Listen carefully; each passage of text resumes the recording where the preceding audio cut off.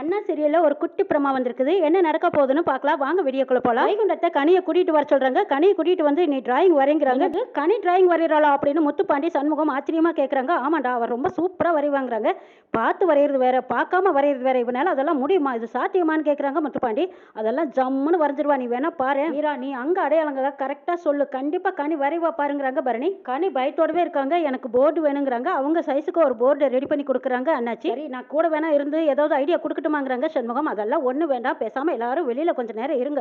கனி disturb ஆகாம அவ வீரா சொல்ல சொல்லி இவ வரையணும். யாரும் எதுவும் குறுக்க பேசக்கூடாது, வெளியில போங்கன்னு சொன்னதும் சண்முகம், முத்துப்பாண்டி, வைகுண்டம் இவங்க எல்லாரும் அப்படியே முருகா எப்படியும் என் 2 பிள்ளைகளையும் காப்பாத்துன்னு வேண்டிக்கிட்டு போறாங்க. வைகுண்டம் கனி முழு கவனத்தையும் டிராயிங்ல மனசை செலுத்தி நீ வீரா என்ன சொல்றாளோ அதை அப்படியே வரைச்சு காட்டுங்கிறாங்க பரணி. உன்னால கண்டிப்பா முடியும், வரேன்னு சொல்ல சொல்ல கனியும் தயாரா இருக்காங்க. வீரா அங்க அடையாளங்களை சொல்ல சொல்ல கனி வரைகிறாங்க.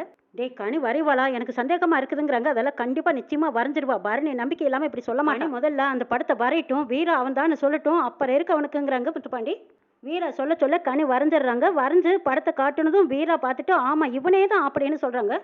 சரி, இவன் அடையாளத்தை வச்சு வரைஞ்சாச்சு. இப்போ இவனை எப்படி எங்கே கண்டுபிடிக்கிறது? எந்த அட்ரஸும் இல்லை, ஃபோன் நம்பரும் இல்லை. இவன் எங்கே ஏறினா இறங்குனா எதுவும் தெரியாது. இந்த படத்தை வச்சு நம்ம எப்படி கண்டுபிடிக்கிறதுங்கிறாங்க. சரி, இவன் எந்த ஊரில் இறங்குனான்னு கண்டக்டரை கூப்பிட்டு கேட்கலாம் அப்படின்னு கண்டக்டருக்கு ஃபோன் அடிச்சு கேட்குறாங்க. கண்டக்டர், சார் செயின் திருட்டு போனதுன்னு சொன்னதுமே உடனே நாங்கள் போலீஸ் ஸ்டேஷனுக்கு தான் வண்டியை விட்டோம். அதுக்கப்புறம் இடையில எங்கேயுமே நிறுத்தலாம். அதுக்கு முன்னாடி ஒரு ஸ்டாப்பில் நிறுத்தணும்னு அந்த ஸ்டாப்போட பேரை சொல்கிறாங்க. ஓ அப்படியா, எங்களுக்கு அது போதுமே அப்படின்னு சொல்லிட்டு சண்முகமும் முத்துப்பாண்டியும் அப்போ அந்த ஊரில் தான் அவன் இறங்கியிருக்கான். நிச்சயமாக அந்த ஊர் பக்கமாக தான் இருக்கும். நம்ம இந்த போஸ்டரை எடுத்து அவன் செத்துட்டான்னு போஸ்டர் அடிச்சு ஒட்டிடலாங்கிறாங்க முத்துப்பாண்டி. போஸ்டர் அடிச்சு போஸ்டர்ல போன் நம்பரையும் கொடுத்துருவோம். யாராச்சும் ஒருத்தராவது இவன் உயிரோடு இருக்கான், எதுக்காக இப்படி செத்துட்டான்னு போஸ்டர் அடிச்சாங்கன்னு நம்மளை கூப்பிட்டு கேட்பாங்கல்ல, அப்ப நாம இவன் எந்த ஊருன்னு தெரிஞ்சுக்கலாங்கிறாங்க சண்முகம். அருமையான ஐடியான்னு போஸ்ட் அடிச்சு போட்டோவோட ஒட்டி வச்சிடறாங்க. இந்த விஷயம் வைஜெயந்திக்கு தெரிஞ்சிருது. வைஜெயந்தி உடனே குருவுக்கு ஃபோன் பண்றாங்க. குரு, நீ வச்ச ஆளு இப்படி போஸ்ட் அடிச்சு ஒட்டி இருக்காங்களே, நீ என்ன நினைச்சிட்டு இருக்க, இதுல இருந்து உனக்கு என்ன தெரியுதுன்னு திட்டுறாங்க. மேடம், அவன் உயிரோடு இருக்கான், செத்துட்டான்னு யாரோ இப்படி போஸ்ட் அடிச்சு ஒட்டிட்டாங்க மேடம்ங்கிறாங்க. இது எல்லாமே அந்த முத்துப்பாண்டியோட வேலை தான். எப்படி ஒரு தந்திரமா உயிரோடு இருக்கிறவன செத்துட்டான்னு போஸ்ட் அடிச்சு கண்டுபிடிக்க போறாங்க. நீ என்னையா பண்ணிட்டு இருக்க, நீ ஆளை மட்டும் நியமிச்சா போதுமா, போலீஸா இருந்துகிட்டு உனக்கு இது கூட வில்லங்க தெரியலையான்னு கேட்கறாங்க வைஜெயந்தி. மேடம், இது எனக்கு இந்த சூழ்ச்சி புரியலைங்கிறாங்க குரு. சரி, நீ ஏற்பாடு பண்ண ஆளோட வீடு உனக்கு தெரியுமான்னு கேட்கறாங்க வைஜெயந்தி. தெரியும் மேடம்ங்கிறாங்க. அவனை கொஞ்ச நாளைக்கு வெளியில வராம தலைமறைவாவே இருக்க சொல்லுங்கிறாங்க. மேடம், உயிரோடு இருக்கிறவனை எதுக்காக இப்படி போஸ்ட் அடிச்சு ஒட்டி இருக்காங்கன்னு எனக்கு இன்னும் புரியலைங்கிறாங்க. இது கூடவா புரியல, போலீஸா இருந்து என்னைய பிரயோஜனம், அவன் தான் செயின் திருநான்னு கண்டுபிடிச்சிட்டாங்க. யாரோ டிராயிங் வரைஞ்சு கொடுத்து இவன் போட்டோ தானே வீர அடையாளம் கட்டியிருக்கா. அதனால இவனை கையும் களமா பிடிக்கிறதுக்காக இப்படி ஒரு ஏற்பாடு பண்ணியிருக்காங்க. அவன் எங்க இருக்கான்னு அட்ரஸை கண்டுபிடிக்கிறதுக்காக தான் இப்படி ஒரு ஏற்பாட்டை பண்ணியிருக்காங்க. குரு பாண்டி இந்த அளவுக்கு தந்திரமா யோசிப்பான்னு நான் நினைச்சு கூட பார்க்கல. அந்த வீட்டோட அட்ரஸ் மட்டும் அவங்களுக்கு கிடைச்சிருச்சுன்னா கண்டிப்பா நிச்சயமா இந்த வீராவை காப்பாத்திடுவாங்க. அந்த வீட்டோட அட்ரஸும் தெரியக்கூடாது, அங்க இருக்கிறவங்களாலும் வெளியில வரக்கூடாது. முன்னாடியே போய் பார்த்து அந்த குடும்பத்தை எச்சரிக்கை பண்ணி வைங்கிறாங்க வைஜெயந்தி. சரி மேடம், நான் போய் பாத்துக்கிறேங்கிறாங்க. முத்துப்பாண்டி, பரணி, சண்முகம் இவங்க எல்லாரும் போலீஸ் ஸ்டேஷன்ல பதட்டத்தோடவே இருக்காங்க. என்னது, நம்ம போஸ்டர் அடிச்சு 5-6 மணி நேரம் ஆச்சு, இன்னும் எந்த ஒரு தகவலும் இல்லை அப்படின்னு எல்லாரும் பதட்டத்தோட நின்றுட்டு இருக்காங்க. வீரா அழுதுகிட்டே இருக்காங்க. அன்னை எப்படியாவது என்னை காலையிலக்குள்ள வெளியில கொண்டு வந்துருன்னு அழுகுறாங்க. கவலைப்படாதல வீரா, சீக்கிரமா இதுக்கு ஒரு முடிவு கிடைக்குங்கிறாங்க முத்துப்பாண்டி. இந்த விஷயம் எப்படியோ சனியனுக்கு தெரிஞ்சு சனியன் சவுந்தரபாண்டிக்கு சொல்றாங்க. சவுந்தரபாண்டி ரொம்ப சந்தோஷப்படுறாங்க.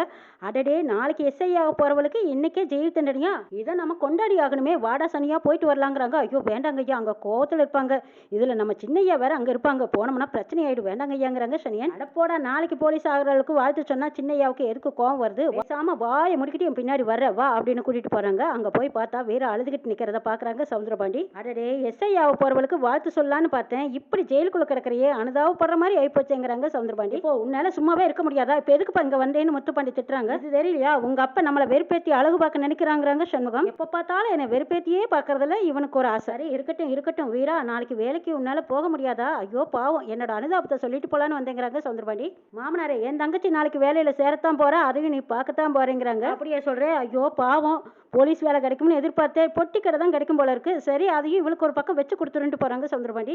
எப்போ உன் வேலை என்னமோ அதை பார்த்துக்கிட்டு போறியா, இருக்கிற டென்ஷன்ல நீ வேற வந்து உசுப்பேத்தாத, கோவம் வருது, வெளியில் போங்கிறாங்க முத்துப்பாண்டி. சவுந்தரபாண்டி எச்சா பேச பேச சண்முகத்துக்கு கோவம் வருது. சண்முகம், உனக்கு வெறுப்பேற்றி கோவப்படுத்துறதுக்கு தான் இவர் இங்க வந்திருக்காரு, இவரோட பேச்சை பெருசா எடுத்துக்காதடா, இப்போ நமக்கு என்ன காரியம் ஆகணுமோ அதை மட்டும் பார்க்கலாம் யோசிங்கிறாங்க பரணி. சண்முகத்துக்கு ஒரு ஃபோன் வருது. ஆர்வமா போய் அதை அட்டன் பண்றாங்க. சார், இவர் உயிரோடு இருக்கிறத இப்பதான் நான் பார்த்துட்டு வரேன், நீங்க எப்படி செத்துட்டாங்கன்னு போஸ்டர் அடிச்சு ஒட்டலாம் அப்படின்னு கேட்கவும், அப்படியா சார், உயிரோடுவா இருக்காங்க, செத்துட்டு தான் தகவல் சொன்னாங்க, அதனால தான் நாங்கள் போஸ்டர் அடிச்சு ஒட்டிட்டோங்கிறாங்க. அந்த போட்டோவில் இருந்தவங்க வீட்டுக்கு நிறைய பேர் போயிருக்காங்க. அங்கே போய் என்ன இவங்க செத்துட்டாங்கன்னு சொல்றாங்க, உயிரோடுவா இருக்காரு அப்படின்னு கேட்குறாங்க. அந்த வீட்டுக்கார அம்மாவுக்கு சரியான கோவம் வருது. யார் என் புருஷன் செத்துட்டு தான் சொன்னது வேற அடிச்சு ஒட்டியிருக்காங்களா, அந்த போஸ்டர்ல போன் நம்பர் இருக்கா, அந்த போன் நம்பருக்கு போனை போட்டு கொடுங்க, நான் பேசிக்கிறேன்னு சொல்லிட்டு போன் பேசுறாங்க. அந்த அம்மா தான் கூப்பிட்டு, ஏ சார், யார் சார் என் புருஷன் செத்துட்டு தான் போஸ்டர் அடிச்சு ஒட்டியிருக்கீங்க, ஐயா என் புருஷன் மலையாட்ட உயிரோடு இருக்காரு, யார் யா செத்துட்டான்னு சொல்லி உங்களுக்கு போஸ்டர் அடிக்க சொன்னதுன்னு கேட்குறாங்க அந்த அம்மா. ஏமா உங்க ஊர் வள்ளி ஊராங்கிறாங்க, இல்ல ராதாபுரம்ங்கிறாங்க. ஓ அப்படியா, நாங்க தெரியாம அட்ரஸை மாற்றி அடிச்சிட்டோமா, இப்போ தெரிஞ்சு கரெக்டான அட்ரஸ்க்கு வந்துடுறோம் அப்படின்னு சொல்லி சண்முகம், முத்துப்பாண்டி, கான்ஸ்டபிள் எல்லாருமே சேர்ந்து ராதாபுரத்துக்கு போனதும் வீட்டை கதவை தள்ளிக்கிட்டு உள்ள போய் பார்க்குறாங்க. அப்படி ஜம்முன்னு படுத்திருக்காரு. அப்படியே அள்ளி தூக்கி போட்டுக்கிட்டு வராங்க சண்முகம், முத்துப்பாண்டி 2 பேரும் எப்படியோ ஒரு வழியை வலை வீசி அந்த திருடனை தேடி பிடிச்சு கொண்டு வராங்க. கொண்டு போனதும் லாக்கப்ல போட்டு கும்முன்னு கும்புறாங்க. அடி அடின்னு அடிச்சு அந்த ஆளே சோர்ந்து போய் கிடக்குறாரு. அவ வெளியே விட்டுட்டு அந்த ஆளை கொண்டு போய் உள்ள அடைச்சிடுறாங்க. இது வைஜெயந்திக்கு தெரிஞ்சதும் வைஜெயந்தி பறந்து அடிச்சுக்கிட்டு போலீஸ் ஸ்டேஷனுக்கு வராங்க. என்ன பண்ணிட்டு இருக்கீங்க, இந்த பொண்ணை யார் ரிலைஸ் பண்ணது, எதுக்கு வெளியிட்டீங்கன்னு வந்து விளாசி தள்ளுறாங்க. மேடம் இதோ லாக்கப்ல கிடக்குறான் பாருங்க, இவன் தான் இந்த பொண்ணோட நகையை திருடி வீராவோட பேக்ல போட்டிருக்கான். பஸ்ல இருக்கிற சிசிடிவி கேமரா மூலமா பதிவாயிருக்கு, இந்தாங்க நீங்க வீடியோவை பாருங்கன்னு சொல்லிட்டு செல்ல கொடுக்குறாங்க. வைஜெயந்தி அந்த வீடியோ ஆதாரத்தை பாக்குறாங்க. இவ திருடி இல்லைன்னு இப்போ புரிஞ்சுக்கிட்டீங்களான்னு சொன்னதும் வைஜெயந்தி முகம் அப்படியே இருளண்டி போயிருது. வீராவுக்கு ஆல் தி பெஸ்ட் சொல்லி நாளைக்கு வேலையில ஜாயின் பண்ணிக்க சொல்லி வைக்கிறாங்க வைஜெயந்தி. வைஜெயந்திக்கு சரியான நெத்தியடி கொடுக்குறாங்க வீரா. அடுத்த நாள் போலீஸ் யூனிஃபார்ம்ல அப்படி ஜம்முன்னு வந்து நிக்கிறாங்க. அவங்கள பார்த்து நம்ம சண்முகம் சல்யூட் அடிக்கிறாங்க. வீராவும் அண்ணனுக்கு தான் முதல் சல்யூட் கொடுத்துட்டு அண்ணங்கிட்டையும் அப்பா கிட்டையும் ஆசீர்வாதம் வாங்கிட்டு விசாகப்பட்டினத்துல வேலையில ஜாயின் பண்ண வீரா புறப்பட்டாங்க. குடும்பத்தில் இருக்கிற அத்தனை பேரும் வாழ்த்து சொல்லி சந்தோஷமா அனுப்பி வைக்கிறாங்க. வைஜெயந்தி வீரா முன்னாடி தலை கவிழ்ந்து நிக்கிறாங்க. இன்னும் என்னெல்லாம் நடக்க போதுங்கிறதையும் நாளை பார்க்கலாம்.